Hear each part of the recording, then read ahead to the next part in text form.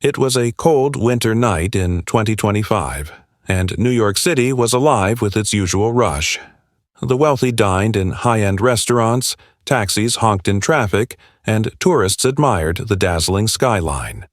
But in the middle of all this, one man sat alone on a bench in Central Park, his coat ragged, his hands trembling from the cold. His name was James Carter. Once he had a life filled with promise. He had worked as an architect, designing beautiful buildings across the city. But after a series of tragic events, a personal loss, financial ruin, and health struggles, he had lost everything. Now, the streets were his only home. That night, as James sat in the park, shivering and staring at the empty coffee cup in his hands, he heard footsteps approaching. He looked up and saw a well-dressed man standing in front of him. Donald J. Trump. James blinked, unsure if his tired mind was playing tricks on him.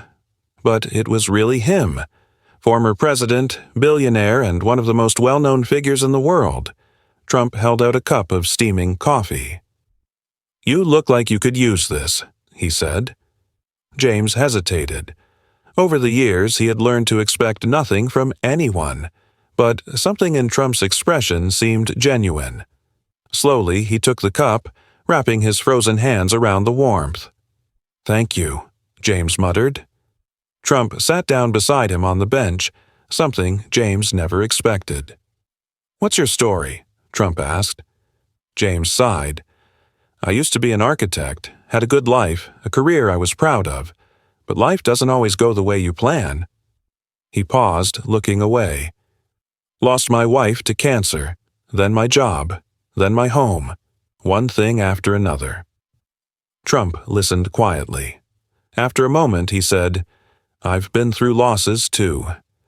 But you know what I've learned? A setback isn't the end of the road. Sometimes it's just a turn in the path." James chuckled bitterly. "That sounds nice, but not everyone gets a second chance." Trump's expression grew serious. "Then maybe it's time someone gave you one." James frowned, confused. Trump pulled out a business card and handed it to him. "I have a friend who runs a construction company. He's always looking for skilled people. If you're willing to work, I'll make sure you get an interview." James stared at the card, his hands shaking. Not from the cold this time, but from disbelief. This isn't a joke?" he asked. Trump shook his head. "I don't joke about opportunity. You've built things before, right? Then it's time to start building again." For the first time in years, James felt something stir inside him. Hope.